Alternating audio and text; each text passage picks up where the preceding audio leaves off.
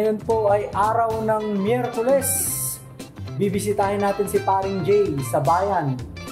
At titignan din natin kung ano nga ba yung ginagawa niya, yung usual routine niya. At ang gagamitin po nating bike ngayon ay ang ating touring bike. Shoutout po sa aking kapatid na si Jed. Sa kanya po itong bike na to. Nilagyan ko po ng carrier with crate. Dito kasi natin nilalagay yung mga pinamalengke, grocery. At talagang handy naman siya dahil marami tayong pwedeng ilagay. Meron ding kapote sa loob. Kaya tayo ay laging handa anuman ang panahon, anuman ang oras. Salamat kapatid na Jed sa pagpapahiram mo ng iyong bisikleta. Sa kasalukuyan po ay signal number 2 ang ating bayan. Yung bagyo ay medyo malapit po sa atin kasi ito ay namataan sa Dagupan City. Kulang-kulang 1 oras po ang ating biyahe. Malapit lang siya. Sa panahon naman, pabugso-bugso po ang hangin pero okay naman. Wala naman pong malakas na ulan, wala namang malakas na hangin. Pero syempre, mag-iingat pa rin tayo. Tara, adventure na! Kayo! At kung hindi ka pa nakapag-subscribe, click mo na yung subscription button, i-click mo rin yung notification bell para lagi kang updated sa mga latest happenings natin. Once again, certified Kaayop, let's go!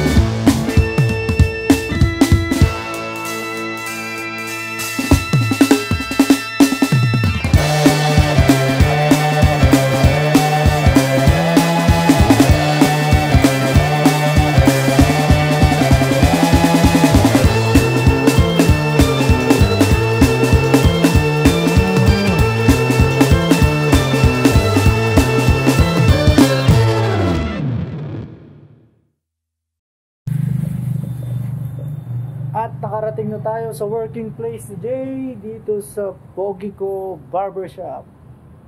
Hindi kayo, pasok tayo. Ito natin siya. Busy, nagwawalis. Let's go, Ayop! Ayan, so ako po pala si Jay Colin P. Guevero. Ayan, ang mas kilalang Kuya Jay. So ako po ay laking Maynila, ayan, tubong Maynila. And nung time na nagkaroon ng finances, financial problem ang family ko, nag-decide ang aking mother na tumira kami dito sa Urdaneta City, Pangasinan dahil taga dito naman po siya noon. And ayun, kung patungkol sa matalang buhay, ayan, laki po ako sa pamilyang broken. Ayan, broken family po na kung saan napapatanong ka na lang na pwede namang maranasan ng ibang tao pero parang bakit kami, ayan, bakit yung family ko? And dumating sa point na, ayan, nagtanong ako, ayan, tinanong ko kung ano yung, bakit ganun yung mga nangyari, and ang galing lang kasi may lahat pala ng bagay sa mundo ay may layunin, may purpose kung bakit kailangan mangyari ang mga bagay-bagay. Ang dati kong trabaho, before po ako mamasukan, ayan, estudyante po ako ng BS Computer Engineering sa Pangasinan State University. And dumating na sa punto ng buhay na hindi na kaya ng finances, and doon ko na rin tinanong sa sarili ko, para saan ba ako sa mundong ito? Bakit ba ako nandito? And napakagaling lang kasi may rason sa lahat ng bagay na kung saan nakilala ko itong taong ito na nagsilbing stepping stone na madiscover ko sa sarili ko kung saan ba ako, para saan ba ako. Ayan, so ako po ay namasukan na caretaker ng isang building sa Barangay Poblacion, Urdaneta City, and ayan, shout out ayan, kay Pastor Cesar T. Reyes, o mas kilalang Pastor Pot. Ayan, kasi siya po ang naging instrumento na kung saan makapasok sa ganitong trabaho. And habang tumagal, ayan, nagkaroon ulit ng panibagong trabaho. Yun nga lang, kapitbahay lang naman din niya. Ayan, ako po ay ngayon ay nagbabantay na po ng barbershop bilang kahero nila.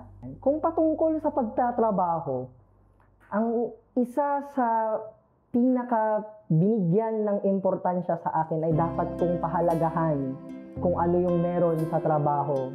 Ano yung matututunan ko doon na pwede kong magamit din sa iba't ibang larangan ng buhay, like yun, sa simpleng pagbibilang, sa simpleng pakikisama sa kapwa, ay napakalaking bagay pala iyon sa pagpapaimportansya o pagkakaroon ng importansya sa pagtatrabaho. At bilang isang tao, ang pananaw ko sa buhay ay kung alam mo na tinatawag ka sa isang bagay na yun na dapat mong gawin, wag ka nang magpero-pero, gawin mo na agad.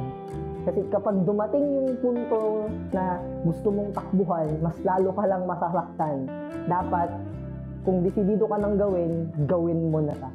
Isa sa mga pagsubok sa buhay na para sa akin ay napakatindi, ay dumating na sa punto na pinagpili ako ng sarili kong magulang, ng mga kamag-anak ko, ang pagiging active ko sa isang simbahan, ayan, sa United Methodist Church, or yung family ko o yung pag-aaral ko. And yun yung pagsubok na kung saan dapat mo nga naman din talagang piliin ang pamilya mo. Dapat at dapat nga naman. Pero mapapatanong ka sa sarili mo na, pag pinili mo ba sila, matutulungan ka ba nila? Or makikita mo ba yung purpose ng buhay mo kung sila ang uunahin mo? Kung mailalapit ka ba nila sa purpose na yon? And dumating na ako sa punto na hindi ko kaya iwanan yung bagay o yung panahon na yon na kung saan ay mas lumalalim ako, nadidiskubre ko kung sino ako, at nadidiskubre ko kung para saan ako nabubuhay. Paano ko pinapatatag ang sarili ko sa pagsubok na yon?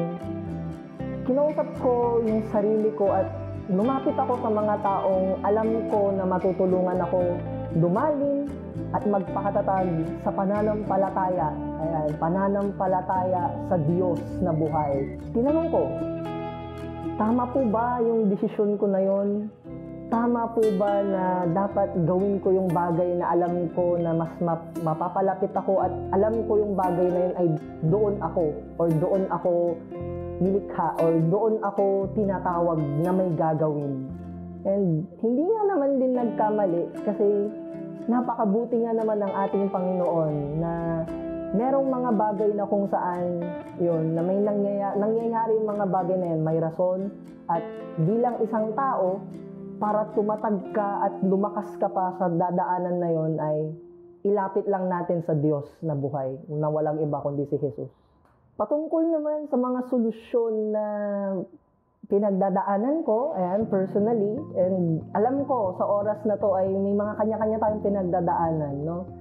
Unang-una, tanungin natin yung sarili natin na may willingness ba tayong tahakin yung path, yung nilalakaran natin sa oras na to na may kababaang loob, na tayo ba ay willing matuto at umadapt sa mga bagay-bagay. And sa solusyon na yun, mas makikilala natin yung sarili natin, na mas mapapatatag pa yung decision making natin sa buhay, and eventually mas ilalapit tayo at lumalapit tayo sa mga taong mas nakakatulong sa atin, whether nagkaroon man ng maling pangyayari or may mabuting nangyari, meron tayong natututunan doon. Sa mga kapwa ko na ang daming storya ng buhay na kung saan ay paano nga ba lumaban sa buhay na ito. Una, tayuan mo yung desisyon na tinahak mo.